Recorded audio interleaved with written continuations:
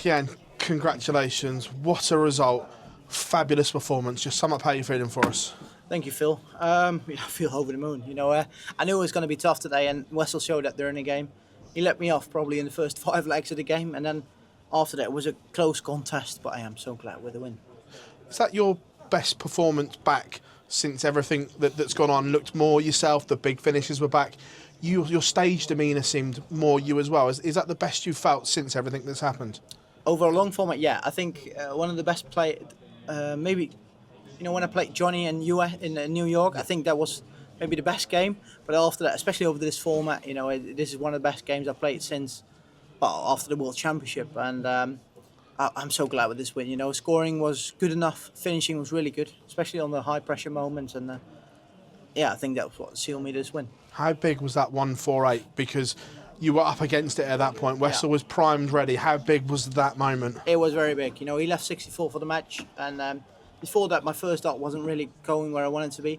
But as soon as that first dot was in on the 148, I knew, okay, just hit that flight, make it glide in, and it was. And I knew double 14 is one of my favourite doubles as well, especially on the pressure, because it's like a vertical double, and I hit it, and you can see by the emotion I let after that finish, I knew that was big, especially in this match. And probably if I missed that finish, he would have taken out the 64, and he would be sitting here right now.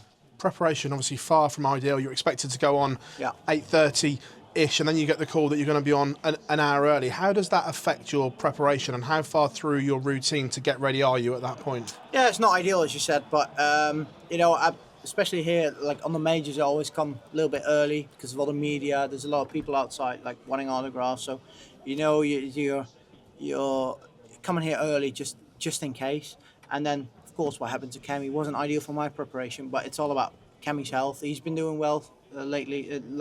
After that incident, he's been doing well. He's going back to his accommodation, so that's the most important part. And as soon as I knew that before the game, I was like, okay, just focus on your own game. But yeah, as you said, it's not ideal, but it's the same for my opponent. Congratulations. Thank you. GIAN, well played today. Thank you. That situation where you're having to play such an important match a lot earlier than expected, has that happened before? And did you and Wessel have a chat when that decision was made? I don't think it's happened before. As soon as I got the call, like you're playing in 50 minutes, of course you're not happy about it, but it's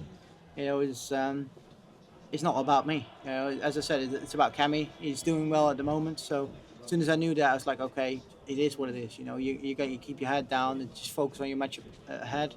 And it's the same for your opponent. And of course, Wes and I talked about it. It's not ideal, but it's the same conditions for every player, so it is what it is.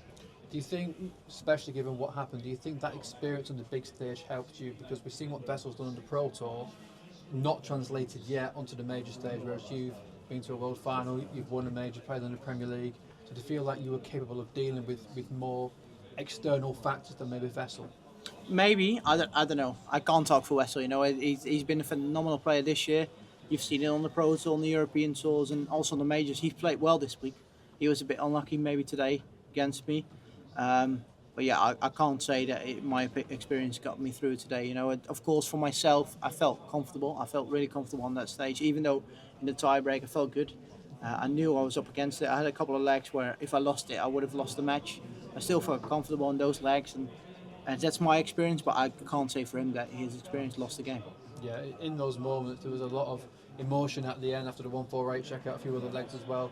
It's not something that we see loads from you. Did you feel like you needed to release that energy just so it wouldn't affect your game and just to almost breathe and relax? Yeah, for sure. Especially after the 148, I needed a couple of breathers. And it's something you don't see a lot from me, but you don't play a lot of World Matchplay or the World Championship during the year. We always feel that it's an important game, and of course the World Matchplay is the second biggest tournament after the World Championship of the year. You've seen it during the World Championship, you've seen it here, especially in close games, and if I didn't take the 148, I would have lost the match. So it was probably the biggest shot of this tournament for myself, going forward. And I'm glad I hit it. I needed to release some emotion, but as soon as I hit it, I was like, okay, calm down. It's equal. You didn't win the game. You're not even in front. It's just equal. So I need to calm down. But luckily I did. Thank you, GIAN. Well played today. Cheers, mate. Thank you. Well done, GIAN. Thank you. you led for a lot of that game until Wessel came right back into it towards the end and sort of overtook you right near the finish line. How were you able to refocus at that point and try and get that out of your mind? Yeah, it was difficult. You know, I let 9-7, I think it was, and then I let him back him into 9-0, and from that moment onwards, he led the whole match, and I was under pressure, especially in the leg. He got 10-9 in front, 11-10, and I knew I needed to keep my own leg to win, to even be in this game, and I think that's what experience got me through it as well. I know 2 years ago when I played Rob Cross here, he got to a tie break as well. Even though I lost that match, I knew what it's like to play a tie break, play a lot of close matches in the World Championship as well. So I felt comfortable, even though I was up against it. But I think scoring-wise, but especially finish-wise, really got me through this game today.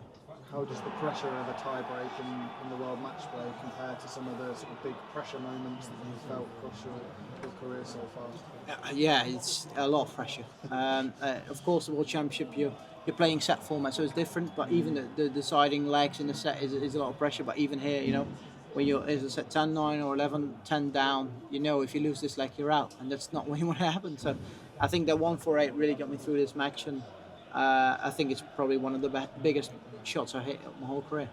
And finally, I know there's a couple of years between yourself and Wessel, but do you see some sort of similarities between the journey that you've taken within the PDC and the one he's taken with the steps you've made at certain times?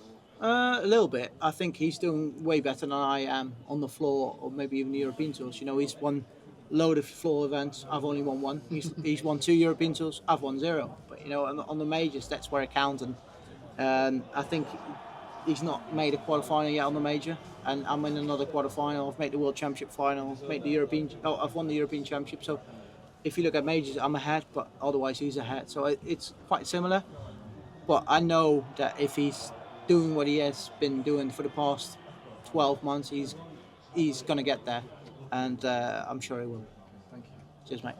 Jan, congratulations, mate. Thank you. I just wondered about your actual relationship with Wessel, because it's been much discussed the fact this could be a rivalry for the next 10 years, but it's not out of the realms that next year you could be the Dutch team at the World Cup of Darts. Yeah. Does that excite you, Rick? Well, if he plays like that, yes. You know, I think, you know, I've known Wessel since I was like 12, 13 years old, so I know him really well. I know what he's capable of, and I get along with Wessel. I wouldn't say he's my biggest friend, but I get along with him. So if he plays beside me in the World Cup of Darts next year, then so be it. You know, he's a quality player. So I think if I play with him, we're in for a really good chance to win the title. If the Luke and Luke don't turn up, but it's you know, if it happens, it happens. But yeah, I'll get along with him.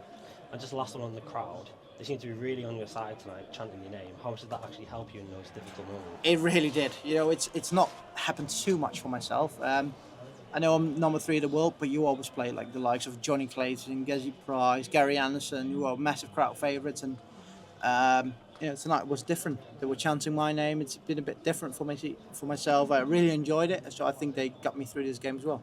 Cheers, mate. Thank you.